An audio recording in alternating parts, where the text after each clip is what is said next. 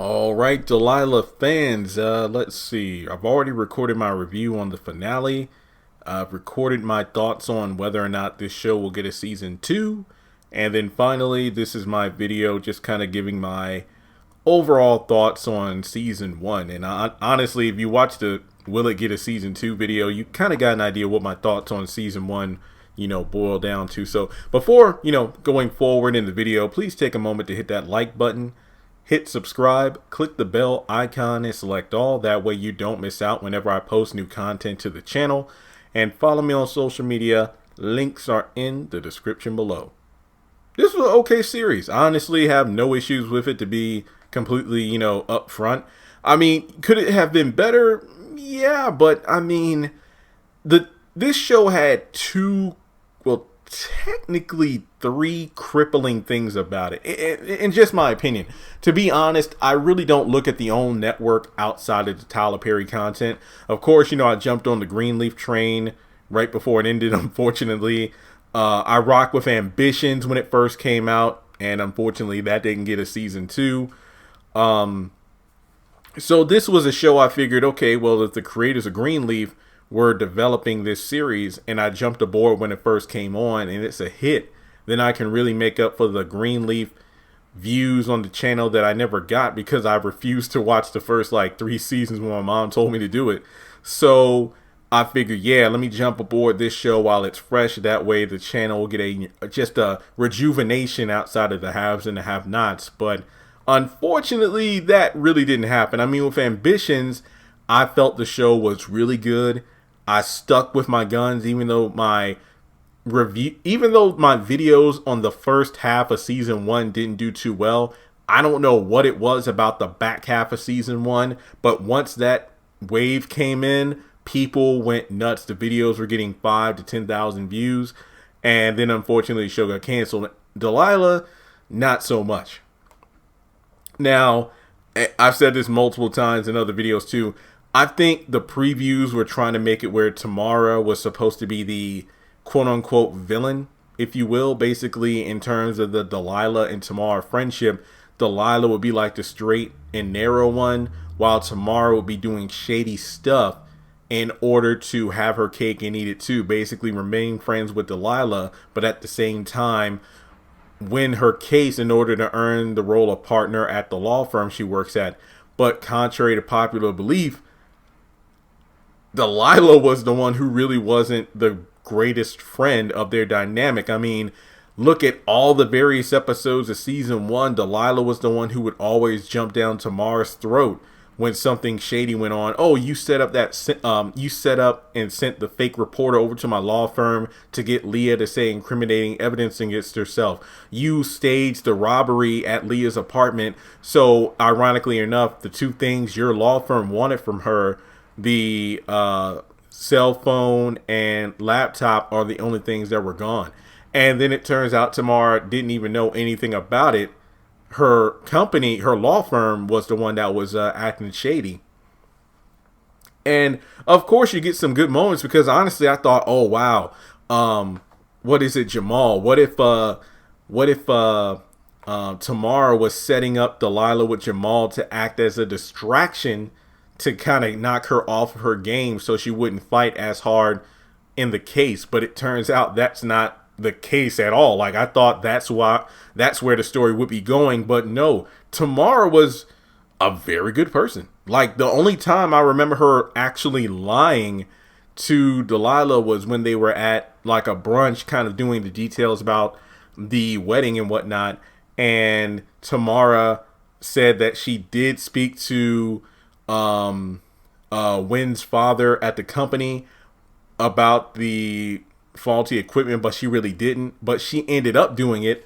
And then you go to the finale where Delilah's pissed off that Tamara wasn't able to get Fred to agree to putting in the statement about Leah not being killed.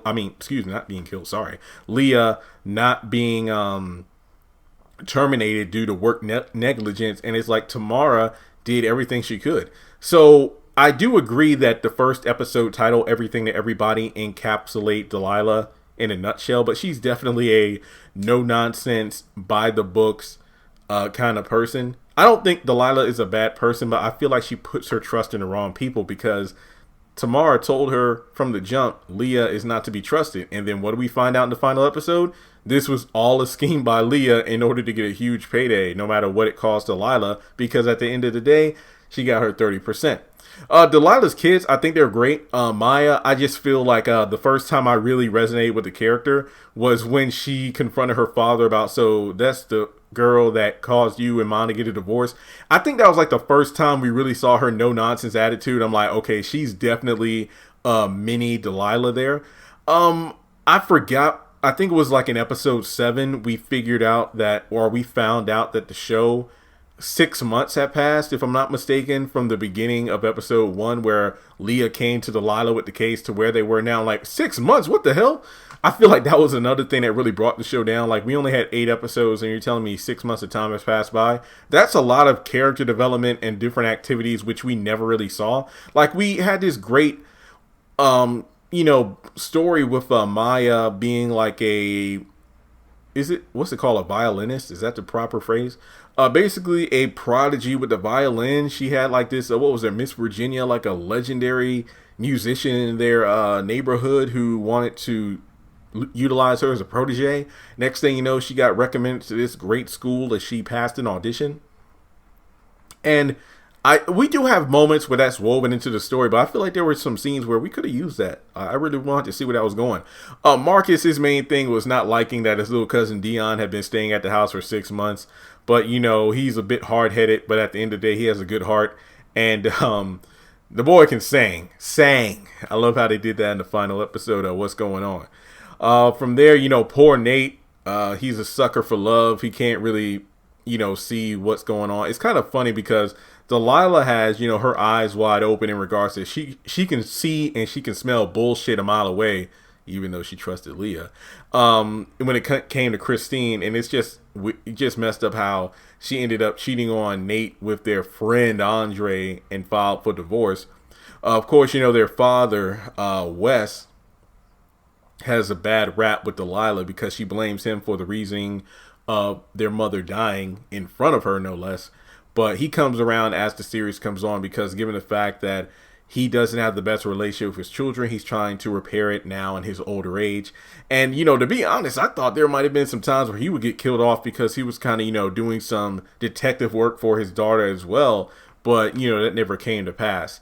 So we go from there to Mace, who's kind of like, Delilah's right-hand man, basically her private eye. And there's almost like a will they, won't they with these two, but we see more of her leaning towards Jamal than Mace, unfortunately. But Mace is a pretty good character in his own right.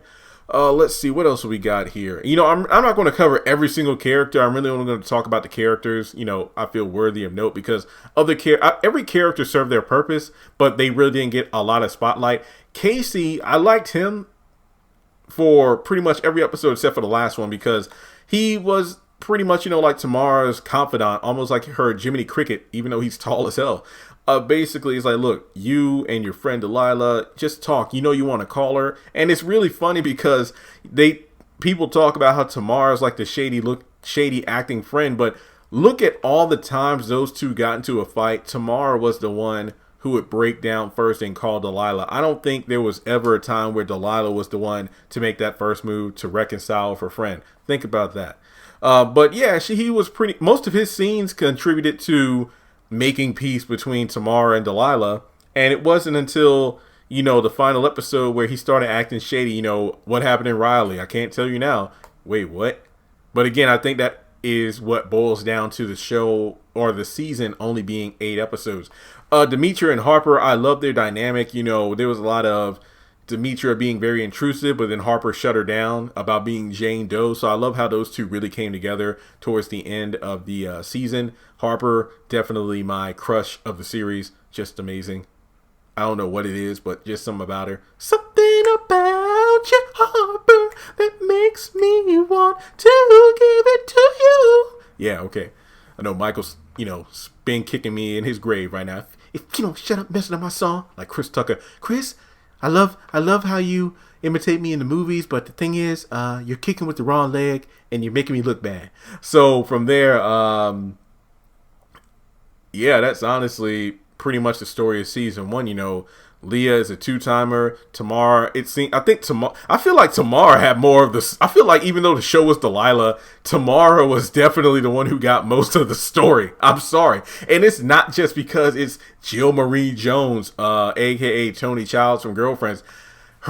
I felt like her arc was getting everything she thought she wanted, but then it not being what she thought it would be. You know, the man she fell in love with definitely doesn't seem to be the same man that she's going to marry as they get close to the engagement, because now he's acting shady. The gaining partnership at the law firm doesn't feel like it was as good as it cracked up to be, because when you're working with clients and, you know, you're working with individuals who don't really value you as a black person per se. So I definitely feel like Tamara was the star, even though the show was called Delilah. That's not to undermine Delilah as a character. I think she's fantastic. I just feel like when you think about the overall story in terms of character development and things of that nature, I really feel like Tamara was the star player of this series. Kind of like, you know, the show Greenleaf. That's a name that encompasses, obviously, the Greenleaf family. Yes, there are definitely some characters within the Greenleaf family that stand out more than others. So it's really difficult to tell who the main character is. Was it Lady May? Was it Grace? Was it Bishop until he died? But in Delilah, even though there are I wouldn't say a lot of characters, but while there are notable characters, it definitely feels like Tamara was the one who had her story told the most, just in my opinion. So overall, this series had a decent season 1. I like it. I just feel like I feel like it really is. It really isn't fair, because Ambitions had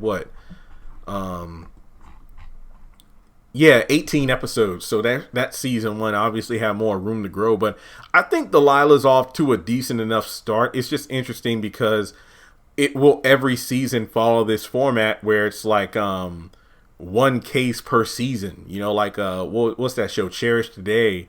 Each season is going to focus on, you know, a different couple.